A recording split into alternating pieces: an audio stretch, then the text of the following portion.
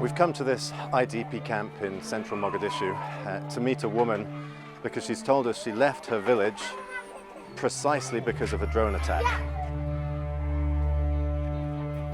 waxaan ka soo qaxay shabeellada hoose waxaana soo duqeeyay diyaarado daroonis ah waxa iga dhintay aniga wiilkayga iyo gabadhayda wiilka qabo iyo walaalkay wiilkiisa saddexdaas wax alla wixii aan haysanay waa gubtay waa soo baxnay waxaan imaanay. Halimo says none of her relatives were Al-Shabaab members, and she has no doubt who carried out the strike.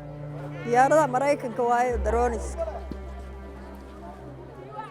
ilaa hadda weli waa duqeynayaan mas'uulka Maraykanka ka ahay Maraykan diyaarada Maraykanka lahay bal doogley ka soo kacaan daroonis waayo.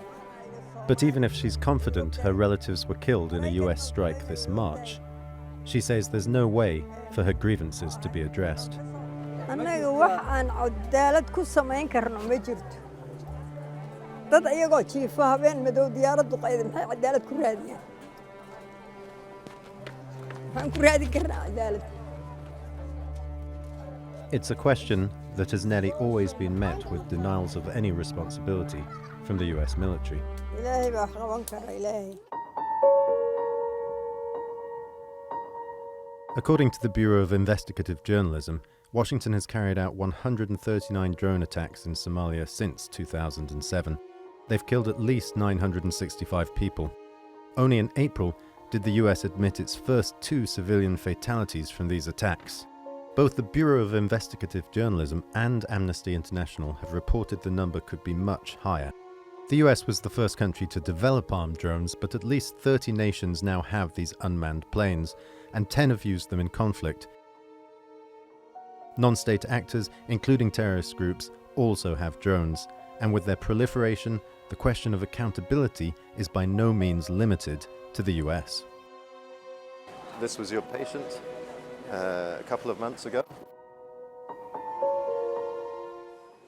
Back in Mogadishu, we visit a doctor and his patient, who says he was shot in an attack involving drones and ground forces. dhibka u dhacay dhib culus ayuu ahaa xabad ayaa liiga soo saaray dusho mid kale dhabarka ayaa iga gashay waxay ka soo baxday naaska iyo garabka kala dhaxlahooda diyaarada ayaana yeelay diyaaradaha xilli oo cawo ay noo imaadeen annagoo saaxanay. Osman says the attack took place on March the 7th at his village in the Lower Shabelle region, and there were no Al-Shabaab terrorists there.